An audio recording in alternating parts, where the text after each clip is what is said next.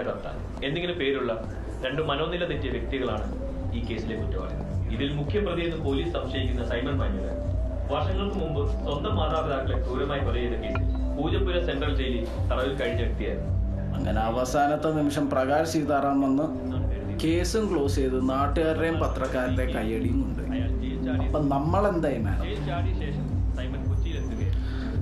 No, sir. Something is fishy about this conclusion. ഈ മരിച്ചുപോയ സൈമണും fellow psycho അരവിന്ദനും ഇവർക്കുള്ള മാനസിക വിഭ്രാന്തികളുടെ ഏറ്റവും വലിയ പ്രത്യേകത സെൽഫ് ഒബ്സഷനാണ്. അവർ രണ്ടുപേരും ഏറ്റവും കൂടുതൽ സ്നേഹിക്കുന്നത് അവനവനെ തന്നെയാണ്. അങ്ങനെയുള്ള രണ്ടുപേരും ഒരിക്കലും ആത്മഹത്യ ചെയ്യില്ല. പിടിക്കപ്പെടുമെന്ന് ഉറപ്പായാൽ അവരുടെ നാട്ടിൽ നിന്ന് രക്ഷപ്പെടുകയുള്ളൂ. സർ പോലീസ് ഈ സൈക്കോ സൈമണിലേക്ക് എത്തിയത് പോലീസിന്റെ കൺസൾട്ടിംഗ് ക്രിമിനോളജിസ്റ്റ് അൻവർ ഹുസൈൻ വഴിയാണെന്ന് പറയുന്നത് ശരിയാണോ? അത് ഈ കേസിന്റെ വിശദമായ റിപ്പോർട്ട് ഐജിക്ക് സമർപ്പിച്ചതിന് ശേഷം പത്രക്കാരെ ഒന്നുകൂടെ കാണുന്നതായിരിക്കും. അപ്പോൾ നിങ്ങളുടെ ചോദ്യങ്ങൾക്കെല്ലാം അദ്ദേഹം ഉത്തരം പറയും. Let me tell you something Anwar. താൻ ഈ കേസുമായിട്ട് ഭയങ്കര ഒബ്സെസ്ഡ് ആണ്.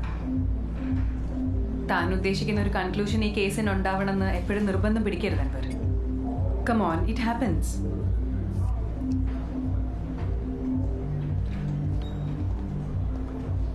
Yeah, I'm obsessed. But every time I was right. Every damn time.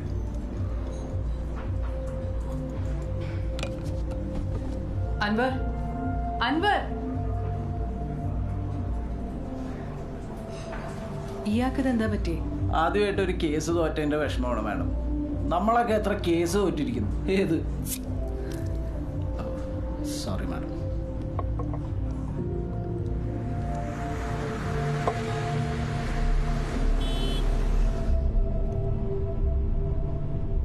അവസാനമായിട്ട് ഒരു ചോദ്യം കൂടി. 14 കൊലപാതകങ്ങൾ, അതും കേരളത്തിൻ്റെ പല ഭാഗങ്ങളിലായിട്ട്.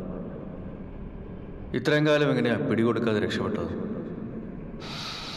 ഓരോ കൊലപാതകവും കഴിഞ്ഞ് ഞാൻ 1-2 കൊല്ലം അവധിയെടുക്കും. എന്നിട്ട് പോലീസുകാരെയും പത്രക്കാരെയും വിശ്വസിപ്പിക്കും റിപ്പർ രവിയുടെ അവസാനത്തെ കൊലയും കഴിഞ്ഞെന്ന്. വേട്ട അവസാനിച്ചു എന്ന് ഇരകളെ വിശ്വസിപ്പിക്കുന്ന വേട്ടക്കാരനാണ് യഥാർത്ഥ ബുദ്ധിമാൻ.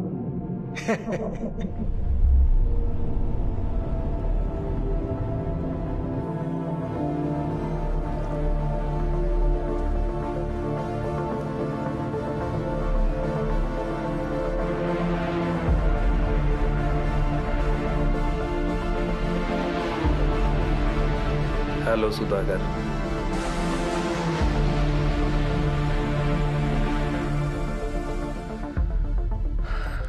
Police has concluded the case.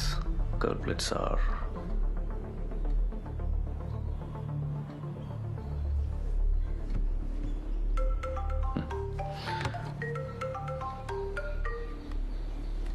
Hello?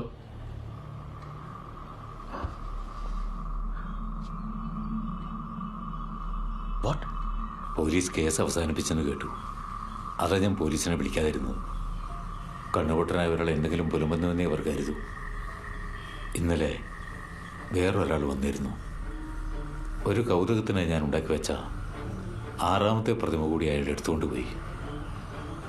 അന്ധനായി എന്നെ പറ്റിക്കാമെന്ന് കരുതിയ അയാളുടെ ധാരണ തെറ്റി.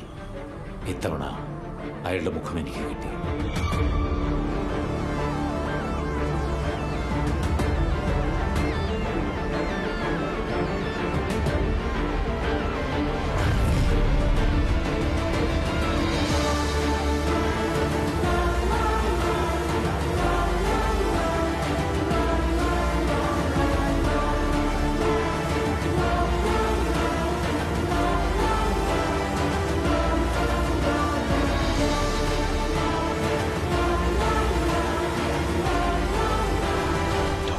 Benjamin Lewis.